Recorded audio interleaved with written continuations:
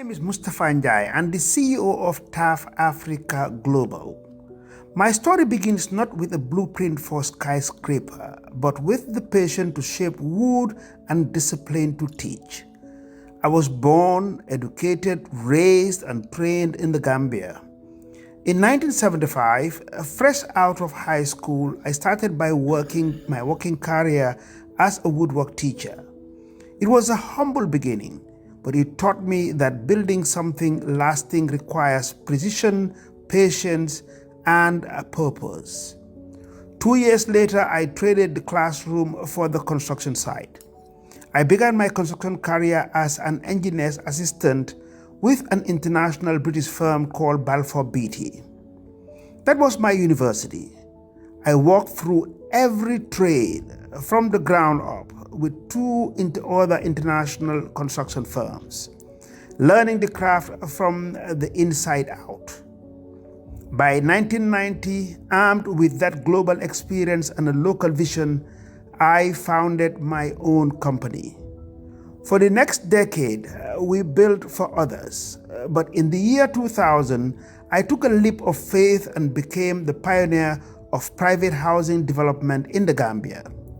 We proved that home ownership was not just a dream for the few, but a possibility for the many. That belief in possibility drove us to expand. In 2012, we took our expertise to Nigeria, landing in Port Harcourt, River State. There we built the biggest housing estate in the entire South-South region of the country. That project was a testament to what happens when vision meets execution. But even with that success, I knew that housing was still out of reach for the vast majority of Africans. The gap between the need and the supply was growing. We were building houses, but we weren't yet building communities at the scale required to move the needle. So in 2021, I embarked on a new vision, not just to build houses, but to build the future of Africa. I set a goal that many considered impossible: to build 1 million affordable homes through the creation of entirely new cities. Today, TAF Africa Global is registered in 9 African countries. We are no longer a construction company, we are a movement for urban transformation. The first step in this journey was TAF City, which started in 2021 in the Gambia. Sitting on 500 hectares of land, this new city is twice the size of our capital, Banjul. It is proof that we can build sustainable modern communities that honor our heritage while embracing the future. Our work soon caught the attention of leaders across the continent who share this urgency. In 2023, at the invitation of His Excellency President Dr. Julius Maada Bio of Sierra Leone, TAF Salone was born. On 500 hectares of land, we are developing 5,000 affordable homes, complete with essential amenities that turn a house into a home and a plot of land into a thriving community. Then in 2024, we returned to Nigeria at the invitation of the Executive Governor of River State, Sir Similaye Fubara, we signed a public-private partnership to develop 20,000 affordable homes. This project spans 1,000 hectares of land. It is a commitment to scale, showing that when the public and the private sector align, we can solve the housing deficit. Today, in the Gambia, Sierra Leone, and Nigeria, the cranes are in the air, the foundations are laid, and the families have already started moving in. We are building these cities in phases, not waiting for a ribbon cutting to hand over of the keys, but delivering homes to people now while we continue to grow the community around them. This brings us to today. The work in those 3 nations has created a ripple effect. Through the power of social media and the voices of the people, word has spread. There is a popular demand for the model of development, a demand of dignity, for affordability, and for quality. It is by this popular demand and at the invitation of Your Excellency, the President of Liberia, that we are here. We stand committed to this nation with the same conviction we brought to our homeland, to Sierra Leone, and to Nigeria. We're here to develop new cities for the people of Liberia. We're here to build more than just structures. We're here to build affordable housing with reliable amenities. We're here to create communities where Liberian families can put down roots, build wealth, and thrive for generations to come.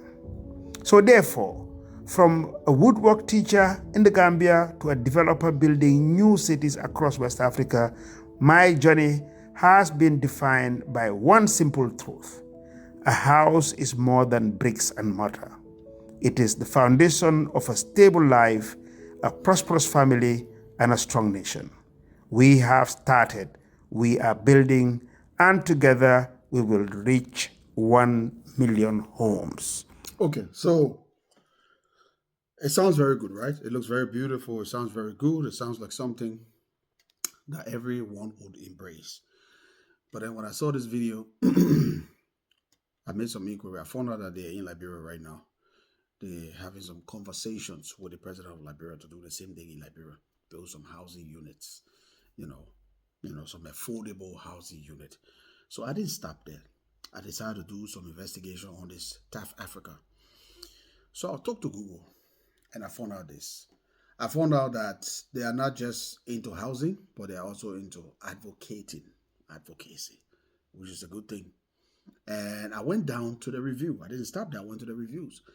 And I saw some really decent review. I haven't seen nothing really bad about them. I saw decent reviews from all the countries they've been to. Like the Gambia, where they came from, or where they originated from. Nigeria, where they've been to, the Sierra Leone, and countries they've been to. I saw some pretty good reviews, especially Nigeria. For Nigeria to give you reviews, that means you did a good job there. So I have not much of a doubt that they will do a good job in Liberia. But there's one thing I want to strike on. The agreement that our government is going to sign with these people, Mr. President, kindly pay attention to it. My fervent request to you is, Mr. President, kindly pay attention to the agreement in detail. Because you might have a good intention, but some people might not have that same intention you have, and they work with you. And the agreement might favor them instead of favoring the masses. There are a lot of ways they can work around it. If you know, they can work around it. And we want this thing to benefit. The direct beneficiaries should be our poor people, the poor masses who can benefit for themselves. Let them be the one to benefit for this thing. It's a very good thing. It's a very good thing. Building affordable housing unit for your citizens is a very good thing. Very, very good thing. And the fact that you were far-sighted to call these people to visit Liberia, I'm so proud of you. Thank you, Mr. President. But please pay attention to the details. This is non-political. This is something that Liberia needs, obviously. We need more housing. We got more people who can afford houses. Go Chuba, go places, go see something and they're sleeping in. Suburbs or neighborhood or district that should be developed. But at the people land, you can't just kick them from there. But they're living in mud houses and things. But if there's affordable houses for them, it will make sense to relocate them, or it will make sense that they will buy their own places and move there, and that land will give, a lot of things can happen with it. So please, Mr. President, I want you to pay attention to it. I remember a few months ago, Costa was online. He told all of us that the guy in your office fingered documents. Because you don't have all the time to go through those documents, Mr. President, which is understandable. But this one is so important to your citizens. Please pay attention to it. Now, this one alone, if it goes very well, they will can secure you a good spot in the campaign, the upcoming campaign. I can say that for free. It will secure you a damn good spot. Yes, it will. That's why you need to pay attention to it, Mr. President. That's why you need to pay attention to it. You see, I always say, all these people, Liberia got 6 years. Ghana, Nigeria, they got 4 years of presidency. You got 6 years. Imagine coming to power for 6 years, running the country for 6 years. Then after 4 or 5 years, then you go to campaign, or you go for a campaign now. Or maybe after 6 years, you're going to campaign. I mean, for the next election, then you start campaigning hard, passing around. You're like, oh, again, who will do this? It does not make sense. Why didn't you do well when you were there in 6 years? Why didn't you do well? Imagine if you did a good job. You don't have to run campaign. Because Liberians have suffered too much. So when they see good thing, they will embrace it or be happy with it. You wouldn't have to run campaign. All those representatives, those senators, those nonsense there, if they pay attention to doing the right job, they will stay there for maybe their lifetime. They will be representatives and senators when they do a good job. Even the president, for example, our CDC brothers, young people came to power, young people government. Imagine if those boys had done the right things. The ministers, CDC reps, senators, CDC member of parliament, put it in general. The president, if he had done an excellent job, that everybody can clearly see that it's more than all the regime that have been there, or more than the previous regime. You think they will have to run campaign? To go neck to neck with Joseph Boyka, who was sitting there for 6 years, waiting to battle you. You think you'll go neck to neck with them? Oh, go for campaign, you'll go for run. The first round, you'll go tie, then you'll go again. No, it tells you that you didn't do good. To cook good soup, you need good ingredients. Mr. President, you'll do good. You're on the right footing right now. You'll do it. Me, I'm here for no party. I'm here for Liberia. Anything that will benefit the country, I will talk about it. I'll be excited about it. This is a good thing, but please pay attention to it. Pay attention to every detail. Let them cross the T's and dot the I in regards to our people. Let it favor our people. Let the T's and C's, the terms and conditions, favor our people. Kudos to you. My name is Will Debo. I'm the voice of the voiceless. I'm the humble servant. When the people do good, let praise them. And I am that guy. Nizo.